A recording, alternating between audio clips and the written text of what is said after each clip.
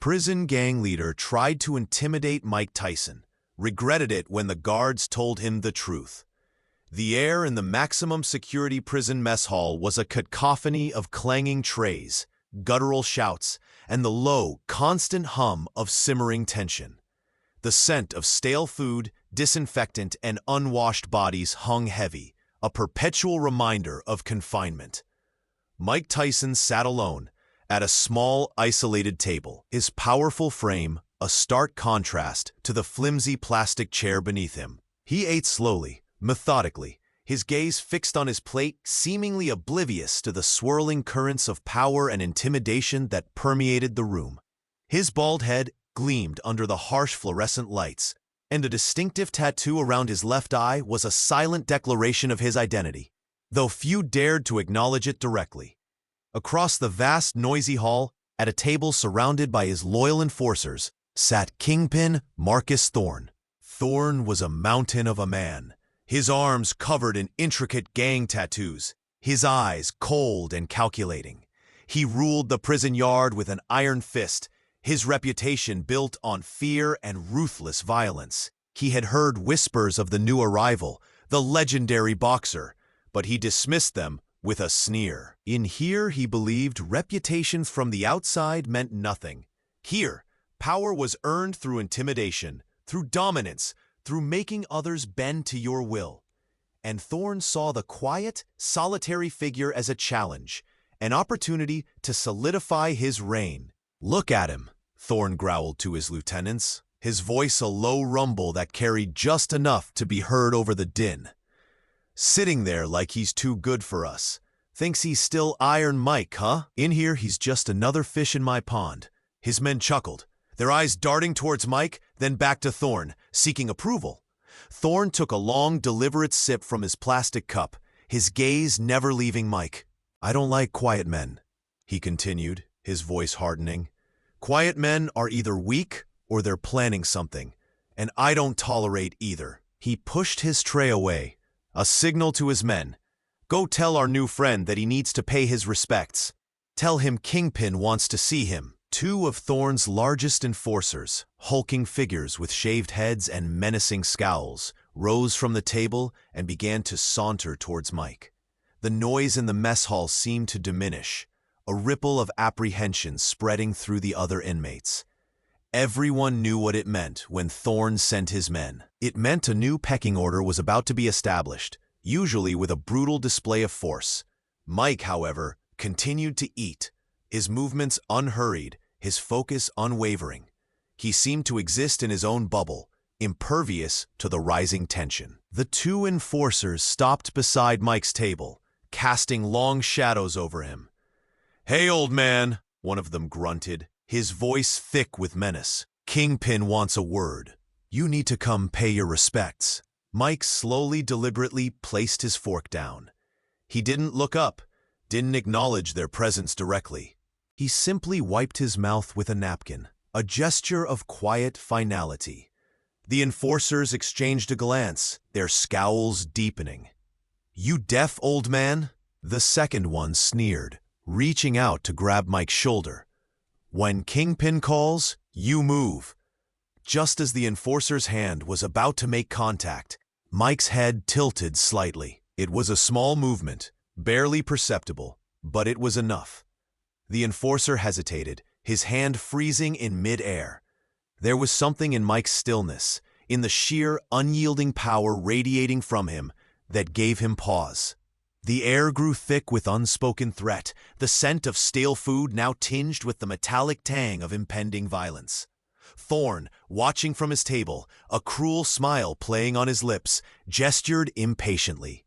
"What are you waiting for? Bring him!" The enforcer, spurred on by Thorne's command, finally made contact, his hand clamping down on Mike's shoulder. "Let's go, tough guy," he growled, trying to pull Mike from his seat. But Mike didn't budge. It was as if he were rooted to the floor, an immovable object. The enforcer strained, his muscles bulging, but Mike remained seated, his gaze still fixed on his plate. The other enforcer, seeing his partner struggling, moved to assist, grabbing Mike's other arm. Together, they pulled, grunting with effort, But Mike remained a statue. The entire mess hall was now silent, every eye fixed on the unfolding drama. Even Thorne's smile had faded, replaced by a look of growing irritation. And if you're wondering what kind of man can withstand such a blatant display of intimidation without a single flinch, or what hidden truth lies beneath the surface of this quiet defiance, then you absolutely need to hit that subscribe button right now. Trust me, you won't want to miss the revelation that's about to unfold, a truth that will make this gang leader regret every single word. This story is far from over, and the real consequences are about to be delivered. Mike slowly, deliberately, lifted his head. His eyes, dark and intense, met the gaze of the two struggling enforcers. There was no anger in them, no fear, just a deep, unsettling calm. He then, with a single, almost imperceptible flex of his shoulders, shrugged them off. The two hulking men, caught completely off guard by the sudden release of tension, stumbled backward, colliding with each other, their faces a mixture of shock and confusion. Mike then slowly rose from his seat. His movement was fluid, powerful, like a coiled spring finally uncoiling. The flimsy plastic chair seemed to disappear beneath him, leaving him standing tall, his full, formidable presence now undeniable. He didn't speak, didn't make a threatening gesture.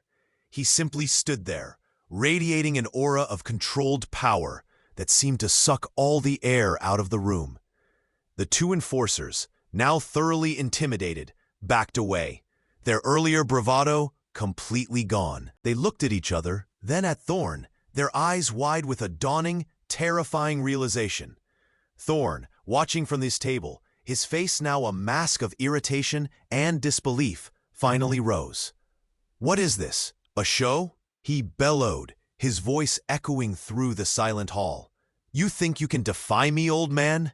In my house?" He began to stride towards Mike, his own enforcers parting before him like the Red Sea.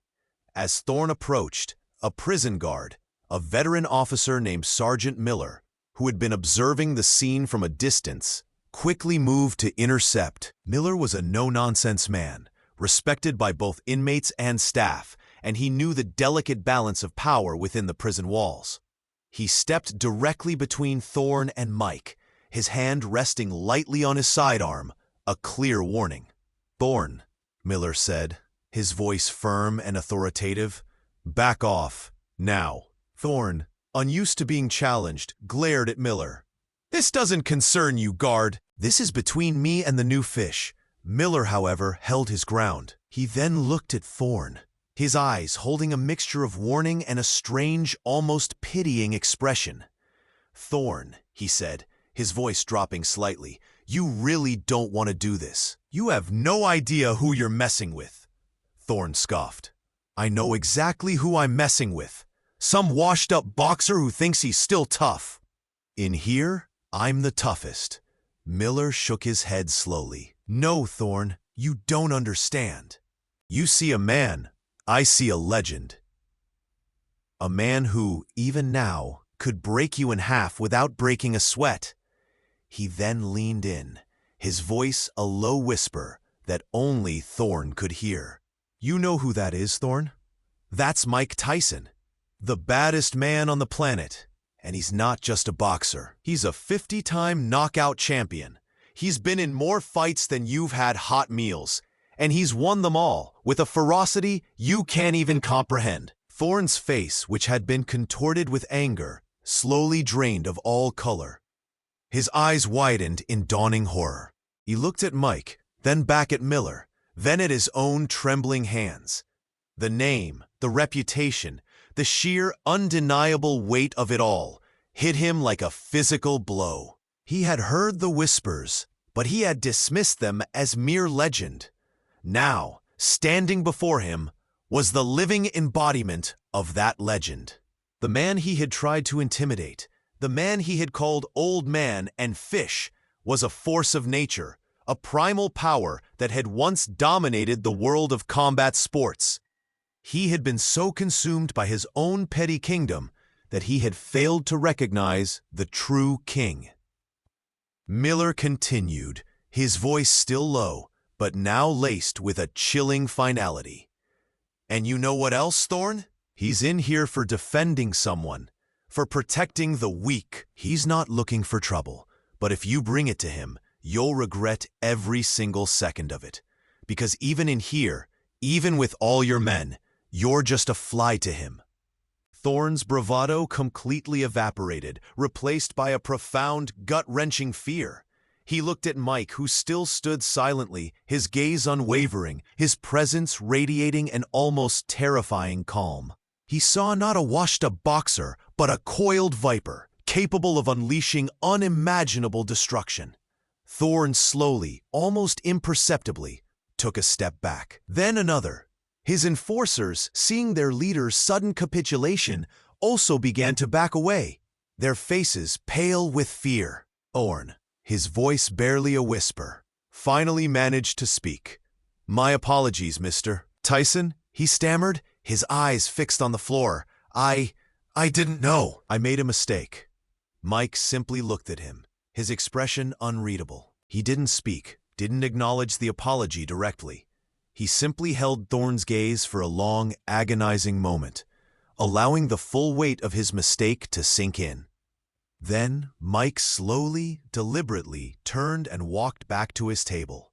He picked up his fork and resumed eating, as if nothing had happened. The mess hall remained silent, every inmate watching in stunned awe. Thorne, utterly humiliated and defeated, stood frozen for a moment, then slowly turned and walked back to his table, his head bowed in shame. His enforcers, their faces a mixture of fear and disbelief, followed him, their earlier swagger completely gone. The balance of power in the prison had shifted, not with a brutal fight, but with a quiet, undeniable truth. Sergeant Miller watched the scene unfold, a grim satisfaction on his face. He knew that some lessons were best learned the hard way, and that some legends, even in confinement, still commanded absolute respect. Respect isn't taken by force. It's earned by character and an undeniable inherent power. Silent doesn't mean powerless.